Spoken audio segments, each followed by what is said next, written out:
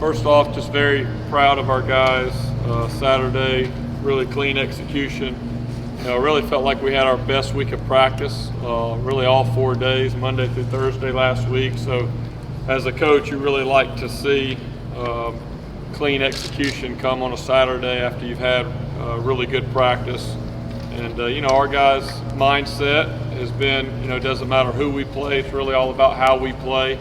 And I felt like Saturday was a great example of that.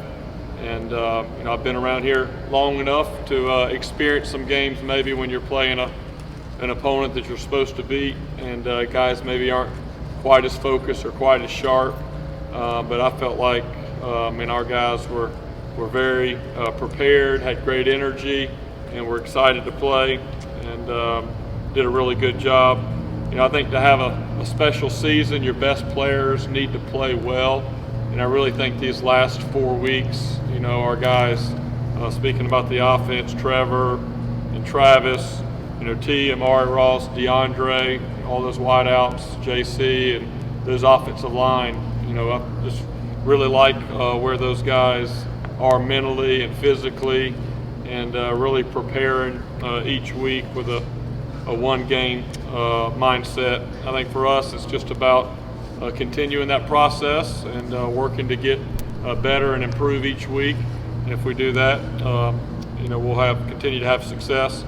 Getting ready for NC State. Obviously, we have a lot of respect for NC State. We've had some really good battles with them through the last few years. Really good atmosphere up there in Raleigh. And, I think looking at their defense this year, their scheme sets them up to do really good against the run. I think outside of one game against Boston College, who just lined up with a bunch of tight ends, they've done a really good job of stopping the run. Their 3-3 lineup on defense with 3 down linemen, 3 linebackers is a little bit different than a lot of the other odd fronts that we've seen, and changes a lot of our rules. So it'll be something that we have to spend a lot of time on this week to get ready for that. But I know our guys will be back this afternoon and be excited to go up to Raleigh on Saturday night. Coach, does the focus that you saw from your team last week leading up to Wofford kind of encourage you about seeing an NC State team that's really been struggling this year? Yeah, I think, number one, I think our guys have really bought into the mindset that it really doesn't matter who we play, it's about us, and it's about us getting better each week. Coach Sweeney does a fantastic job of really setting that stage. But whenever they turn on the video and watch NC State's defense, those guys make plays. It's not sometimes maybe what you see on a stat sheet and what you see when you sit down and actually watch the video are different pictures. So these guys, they got some talented players. I think they've got one defensive end that has 7 sacks on the year. They've done a good job getting pressure on the quarterback. I know that they've battled some injuries, but I think overall this scheme is just very unique and is one that'll definitely have our guys' attention. And we'll have to go up and play well, just like every time that you go play at NC State, you got to play well to have success. But for us, where we are in our season, it's really it's all about how we play and really improving from where we were the week before.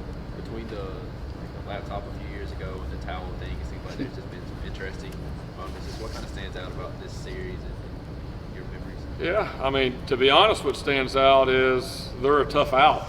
I remember they've played us very physical. Their defense has been very physical each time that we've played them. I remember, I guess it was a couple years ago here, Wayne Gallman got knocked out of the game on the first drive, and we had, a bunch of turnovers that their defense caused. But, I think just probably I would say the Clemson-NC State battle, over the last 4 or 5 years has probably been, one of our toughest games and most competitive games. So I think just the respect that we have for that group. And I know there's been some little things on the side to have fun with, but overall we have a lot of respect for them and their program, and have no doubt that they'll be ready to play, and we'll have to play well. You mentioned that their base scheme is something unique for what you'd see But how much throughout this year have you guys gotten like different looks than maybe you would expect from what you've seen on film? Like, because teams are just kind of throwing the kitchen sink at you. Yeah, it definitely has, and that's to be expected when you've had the success that we've had. People, I think a lot of it probably is a compliment to Trevor and his skill set and the way he's able to make decisions. If he knows how you're going to line up, he does a good job of putting the ball where it needs to be. So I think there's a lot of people coming in that maybe want to go against their tendencies that they have leading up. Last week, same way, even with Wofford, they did some things differently from a coverage perspective than we'd prepared for all week. The one good thing about that is that we prepare against our defense year round, and Coach Venables, really shows us about everything possible that you can do on defense in the first 2 days of fall camp. So even though it may be a little bit different than what we'd seen on video leading up, we have a kind of a database we can reach back to pull up some things and execute, based on what we see. But there's no doubt we've seen that, and we'll continue to see that as the year goes. Coach Ross has 5 touchdowns. Higgins and Rogers have 4 each. Overton has 3. When you have as many weapons as you do, as many stars as you do on offense, how nice is it to be able to spread the wealth as evenly as you have, and how conscientious is that, or does it just kind of happen that way? Yeah, I think that that's definitely part of our formula. There's other teams out there that they play their first 3 wideouts, and the 4th or 5th guy might not get into the 4th quarter, no matter what the score is. But for us, number one, we feel like we've recruited well. We got a lot of really good depth, and then those guys deserve an opportunity to play, and I think it helps the starters whenever they don't have quite as many miles on their legs later in the year, and it's just worked really well for us. Our guys, the guys have to buy into that and understand that some games, against Boston College, DeAndre Overton had 3 touchdowns and he didn't have 1 catch yesterday or Saturday against Wofford. So it can change week by week. But really, the number one focus is what can we do as a group to help our offense and help our team win the game, and who that ball finds every week may be a little bit different depending on when they're in, what plays are called, the schemes, all the time in the game, all those type of things. But I think we have, not just at wideout, we have a very unselfish group of players. I know specifically the guys I deal with every day on offense. It's really at every position we're rolling a lot of guys at offensive line, probably more than we ever have. And I think that just helps us within the game, and then also helps us big picture as we continue to play later in the year. The question is coming, Willie Taggart, let go.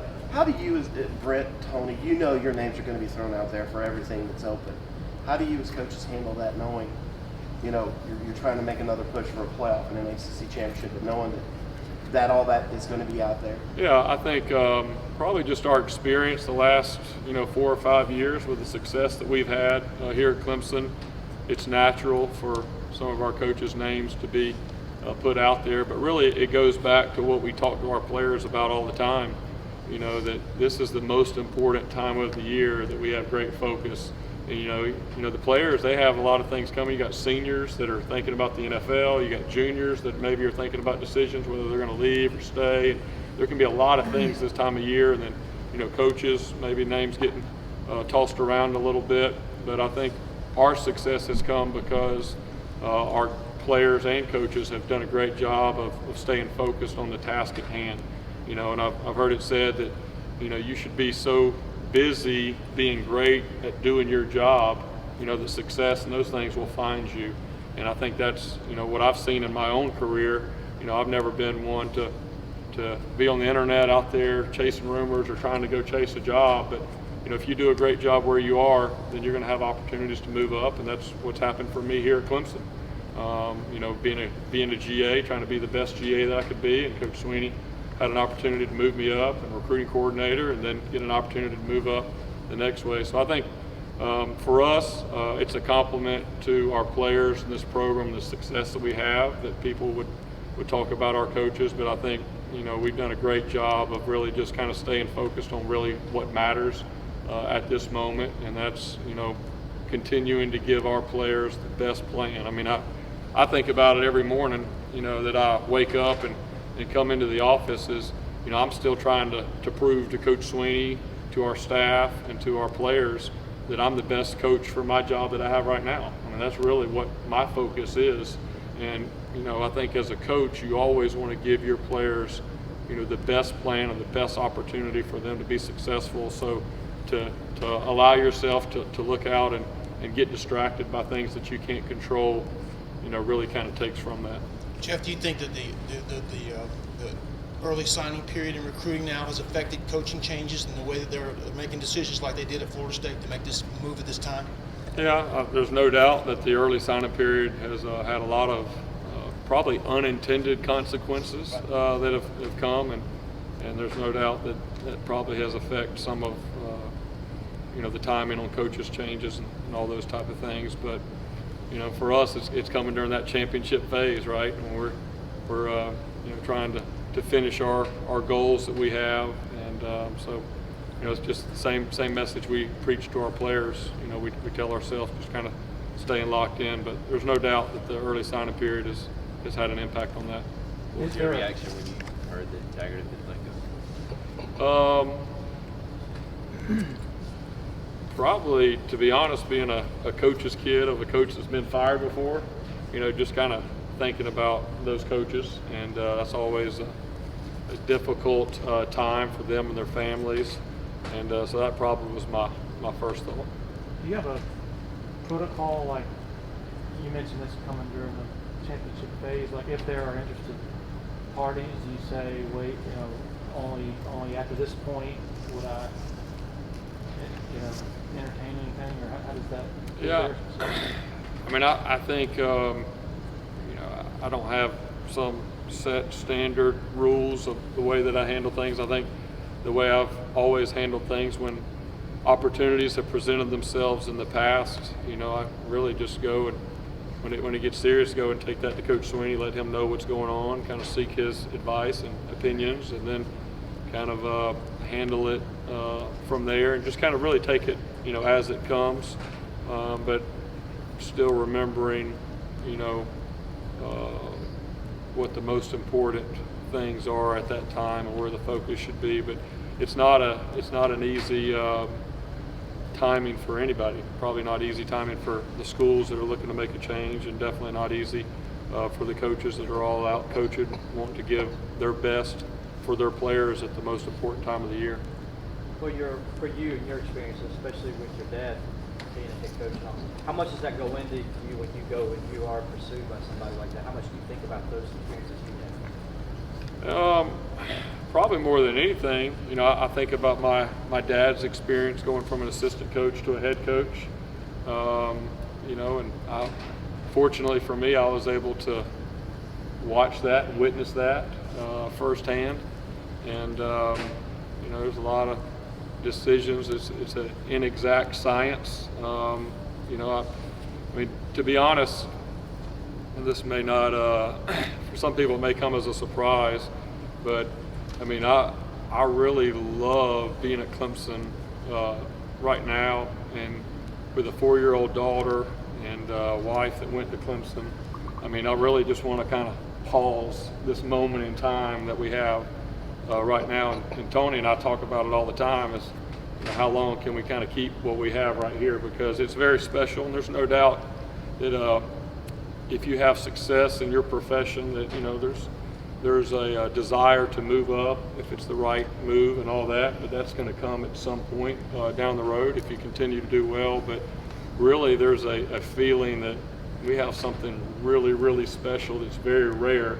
I really look at this situation at Clemson very similar to my dad's situation at Florida State, where there was great continuity among, that coaching staff, the success that they had. But to be able to come here every day and be able to be around Coach Sweeney and be around this coaching staff and these players, we have like 80 coaches' kids and staff kids between 1 and 18. And so, to have a daughter in this atmosphere, you couldn't ask for anything better. Have we Kind of seen? describe what would constitute a right move. I know you can't name any schools, obviously. All I know is I haven't seen that yet. That's what I'll say. And it's kind of like Coach Sweeney talks about with our players. We're talking about playing with great effort, playing with the eye of the tiger. You know it when you see it, you know it when you don't. And for me being a Christian, Jeremiah 29:11, says that the Lord kind of has our path planned out. And so for me, that just takes away a lot of anxiety or really worry about the future or what may or may not come, and just really being great today. And I can look back at my career up to this point, and a lot of the opportunities that I had really were not from things that I personally created. It's just kind of being at the right place at the right time. And I have no doubt that the Lord's hand has been a big part in my move to where I am at Clemson.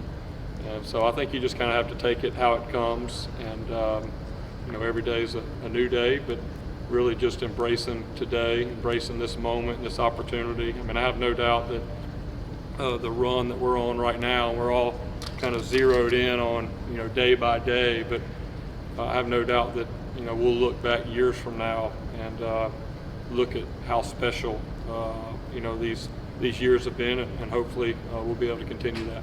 A lot has been and will be made of your ties to Florida State. Do you still have a lot of relationships there, or what has Tallahassee meant to you and the family over the years? Yeah, I usually keep those comments to when we're playing Florida State. So I'll say that. So you probably dig some up from there, but there's no doubt that was a special time in our life for my dad and our family growing up there. But really, I don't think it's worth me going on any further than that right now. Have we probably seen the last of Justin Ross on punt returns, or is he still working there some? No, he still works back there, and I would definitely like to get him back there. I think just the way the game went, we wanted to get DK some action, and then after DK got one, we were thinking about putting Justin back there, and then kind of just the score dictated not to do that. Jeff, Bebo used the term collision balance to describe Travis's ability to go full speed and keep keep going through contact. Have you ever seen? I guess Gallman was similar maybe, but anybody who's that fast in that balance? Yeah, he's. I know in my time at Clemson, he's the best that I've seen as far as having great balance, and very few times does the first guy tackle him in open space. It's one thing to be explosive. It's another thing to be able to bounce off of tacklers and then be able to put your foot in the ground and go score. So he's got a great skill set, and I think that's going to definitely translate well to the next level because of all the contact at that level. But I definitely would have to say he's one of the best that I've seen since here at Clemson.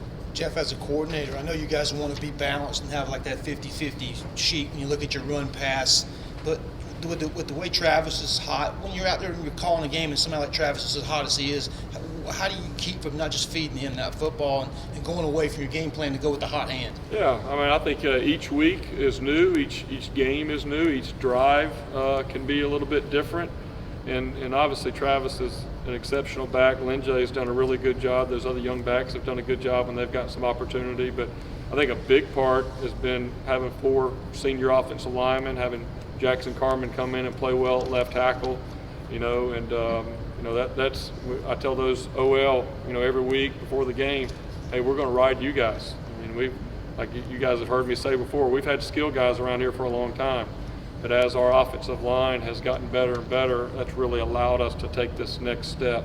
And so there's no secret that we want to ride those guys up front and Travis and those backs. And when you do that, then that opens up things in your passing game. And then there may be weeks where people decide to load the box, and you got to be able to throw it. And we're just fortunate to have Trevor and these wideouts that have been able to execute in those situations as well. And then you may not have complete balance in each game, but when you kind of look at 9 games in, that's really where you want to be able to see that balance and try to keep defenses guessing. Did you see Travis and Isaiah race that occurred? I did not. I heard a little bit about it, but I did not see it. I think it was I don't know exactly when it was. I don't think we were out there. I think it was in the summer or something like that. I know that Travis had plenty of success around the ball and RPOs, but putting yourself in the mind of a back like that on the plays where he knows he's getting the ball, do you think maybe helps, I guess, feeds into his aggression? Yeah, I mean, there's no doubt, not just with us and our RPOs. I think with all the RPOs out there, there's a lot of advantages to it. I think it keeps defenses kind of having to guess whether run or pass all the way until the decision is made. But I do think, and we've tried to be very intentional to not just have every play be an RPO, because we do have a lot of situations we want to hand that ball off to Travis no matter what. And because even if there is an extra hat, he does a good job of making a guy miss. So, there's no doubt that it can be easier for a back when he knows that he's getting the ball. But Travis has done a good job, even in the RPO. I think for him, a big thing that he's had to work on, over the last 2 years is having patience. Whenever we are having some of those RPOs and letting the linebackers kind of fit in some certain places before he goes and understands what lane he's going to hit. But he's done a good job with that. But there's no doubt if you ask him, he wants that ball in his hands and does a good job with that. You mentioned that you thought back to your father and your family when you find out that Taggart got fired. Is that side of it maybe missing a little bit from when these things are talked about? As far as what? I'm sorry. Sort of the family side of this whole. Yeah, I mean, I think when I think about that, again, I go back to just thinking about how fortunate that we are here at Clemson, how rare it is to be able to be at a place. This is my 12th year. I mean, it's incredible as a college coach. I mean, I can vividly remember the discussions that my dad and I had when I was coaching high school ball, and I was talking about leaving high school to go into college. And my dad honestly was hoping that I would maybe want to stay in high school. And part of that is he knew that even though he'd been fortunate in his career to only be at 3 spots, that's not the norm. And so there's a lot of moving. I got a lot of buddies that coach with me here at Clemson or have coached other places that have moved all around, and that is difficult on the families, but it's part of the profession. But really for me, it makes me really appreciate what we have here at Clemson and the stability that Coach Sweeney's been able to create, and I think part of that is what keeps a lot of these coaches here, because there's very few places in the country do you have the stability and the chemistry that we have here with our staff. All right, thank you, Coach. Thank you. Appreciate it.